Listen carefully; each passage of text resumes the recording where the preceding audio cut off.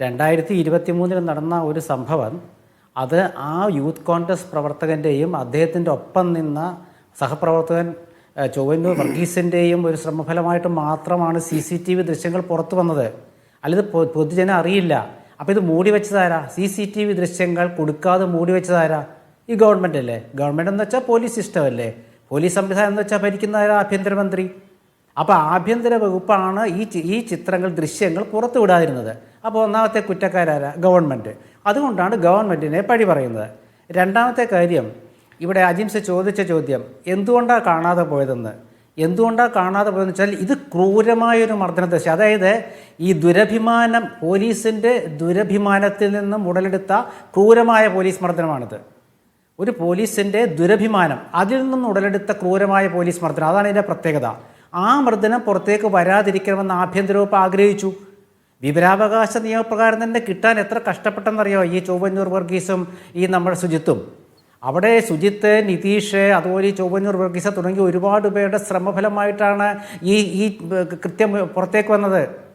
ഇത് ശ്രദ്ധിക്കേണ്ട കാര്യം, പ്രാദേശിക കോൺഗ്രസ് നേതാക്കൾ ഇത്രത്തോളം ജാഗ്രത പുലർത്തിയ ഒരു കേസ് ഈ അടുത്ത കാലത്ത് കോൺഗ്രസിലുണ്ടായിട്ടില്ല.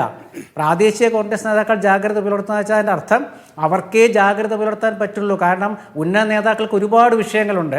അപ്പോൾ പ്രാദേശിക തലത്തിലൊരു വിഷയത്തെ ഇത്രയും ജാഗരൂകരായി നോക്കിയിരുന്നതിൻ്റെ പിന്നാലെ നടന്ന് പുറത്തു കൊണ്ടുവന്ന ഈ കോൺഗ്രസ് പ്രവർത്തകരാ. അപ്പോൾ അതുകൊണ്ടാണ് ഇന്നലെ പ്രാദേശിക തലത്തിൽ ഇവിടെ രാഷ്ട്രീയമില്ല കുന്നംകുളത്ത്. അവിടെ DYFIയും യൂത്ത് കോൺഗ്രസും അതുപോലെ എല്ലാവരും ഇക്കാര്യത്തിൽ ഒരേ നിലവാരമാണ്. എല്ലാ യുവജന സംഘടനകളും, എല്ലാ യുവാക്കളും, യുവജന സംഘടനകളുടെ താഴെത്തട്ടിലുള്ള പ്രവർത്തകർ ഇതിനെ അപലപിച്ചുകൊണ്ട് വാട്സപ്പിലൊക്കെ മെസ്സേജുകൾ അയച്ചിട്ടുണ്ട്. പക്ഷേ ഉന്നത തലത്തിൽ ഇത് അറിഞ്ഞില്ല എന്ന് പറഞ്ഞാൽ എങ്ങനെയാണ് വിശ്വസിക്കുക? മിനിഞ്ഞാന്ന് DIG പത്രസമ്മേളനം നടത്തിയപ്പോൾ തൃശ്ശൂർ അദ്ദേഹത്തോട് ചോദിച്ചു എന്ത് ചെയ്തു. അപ്പോൾ അദ്ദേഹം പറഞ്ഞു സസ്പെൻഡ് ചെയ്തു. പിന്നെ എന്താണ്, ഇവർക്ക് എന്തോ ഒരു ശിക്ഷ കൊടുത്തതായിട്ട് രേഖ പരിശോധിച്ചാലേ അറിയൂ. എന്താ പരിശോധിച്ചില്ലേ? ഈ സംഭവം ഉണ്ടായിട്ടും പരിശോധിച്ചില്ലേ? അപ്പോൾ അതിൻ്റെ അർത്ഥം എന്താ? അപ്പോൾ ശിക്ഷയൊന്നുമല്ല, എന്തോ ഇൻക്രിമെൻ്റ് തറഞ്ഞു വെച്ചതാണ്. അത് ശിക്ഷയാണ് ഇൻക്രിമെൻ്റ് തറഞ്ഞു വെക്കുന്നത്. അതായത് ഇവരെ സർവീസിൽ വെക്കാൻ കൊള്ളില്ല എന്ന് തെളിയിക്കുന്ന ദൃശ്യം അവർ തന്നെയാണ് പുറത്തുവിട്ടത് പോലീസ്. എന്ത് തെറ്റാണ് ആ യൂത്ത് കോൺഗ്രസ് പ്രസിഡന്റ് ചെയ്തത്? അതായത് അനാവശ്യമായിട്ട് കുറേ യുവാക്കളെ ഭീഷണിപ്പെടുത്തുന്ന ഒരു പോലീസ് ശൈലി, അതിനെ ചോദ്യം ചെയ്തപ്പോൾ പിന്നെ ഒന്നും ആലോചിച്ചില്ല. ഈ പൊതുപ്രവർത്തകനെ കൊണ്ടുപോയിട്ട് അങ്ങോട്ട് തല്ലി എന്ന് പറഞ്ഞാൽ പോരെ, തരിപ്പണമാക്കി കളഞ്ഞു. ആ യുവാവിൻ്റെ കല്യാണമായി ഈ മാസം 15-ാം തീയതി, അറിയാമോ? തരിപ്പണമാക്കി കളഞ്ഞു. പിന്നെ അദ്ദേഹത്തിന് കുറച്ച് ആരോഗ്യമുണ്ട്, കുറച്ച് തടിയൊക്കെ ഉള്ളതുകൊണ്ടായിരിക്കും ഒന്ന് രക്ഷപ്പെട്ടിട്ടുണ്ടാവുക. ഒരു വണ്ണം കുറഞ്ഞൊരു മനുഷ്യനായിരുന്നെങ്കിൽ ഒന്ന് ആലോചിച്ച് നോക്കൂ. ഇവിടെ ഉദയകുമാറിൻ്റെ കാര്യം പറഞ്ഞു. ശ്രീ റെജി ലൂക്കോസെ, ഉദയകുമാർ മരിച്ച 2006-ലാണ്. അന്ന് 19 വർഷത്തിന് ശേഷമാണ് ഇപ്പോൾ നടക്കുന്നത്. 20 വർഷമായിട്ടും കേരളത്തിലെ ഈ പോലീസുകാർ ഈ ദൃശ്യങ്ങളും ഡിജിറ്റൽ യുഗത്തിലും ഇത് പഠിച്ചിട്ടില്ല എന്ന് പറയുമ്പോൾ എന്താ ചെയ്യുക? ഇവിടെ ചില ഇടതുപക്ഷക്കാരൊക്കെ പറയുന്നത് എന്താണ്, കൊളോണിയൽ അത് തുടർന്ന് വരുന്നത്. എന്ത് കൊളോണിയൽ? 19 വർഷത്തിന് മുമ്പ് സർവീസിൽ ചേർന്ന ആരാ?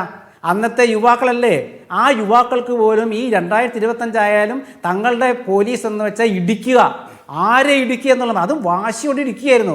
കൈത്തരിപ്പ് തീർക്കുക എന്ന് പറയാം. അവിടെ ആ SI ഇയാളെ തല്ലിയിട്ട് SI നമ്മൾ സിനിമയിലൊക്കെ കാണുന്ന പോലെ കൈ ഇങ്ങനെ ചുരുട്ടിക്കയറ്റുക. ആ തല്ലിൻ്റെ ഉള്ള വീര്യം, ആ മറ്റേ മഫ്റ്റി ഡ്രസ്സിലുള്ള, അതായത് പോലീസിൻ്റെ ഡ്രസ്സിടാത്ത മനുഷ്യൻ എന്തൊരു ഇടിയാണ് ഇടിച്ചത്. അപ്പോൾ ഇതൊക്കെ പുറത്തു വന്നിട്ട് അവസ്ഥ എന്താ? അപ്പോൾ ആഭ്യന്തര വകുപ്പ് അത് മൂടി വെച്ചപ്പോൾ വിവരാവകാശ നിയമപ്രകാരം അതിൽ കോൺഗ്രസ് എപ്പോഴും, കോൺഗ്രസ് മാത്രമല്ല എല്ലാ രാഷ്ട്രീയ കക്ഷികളും, അജിംസ് ഉൾപ്പെടെയുള്ള പത്രപ്രവർത്തകരും, നമ്മുടെ അഡ്വക്കേറ്റ് പൗരൻ ഉൾപ്പെടെയുള്ളവരും രാജീവ് ഗാന്ധിയെ ഓർക്കണം, UPA ഗവൺമെൻറ്റിനെ ഓർക്കണം. വിവരാവകാശ നിയമം കൊണ്ടുവന്ന അവരാണ്.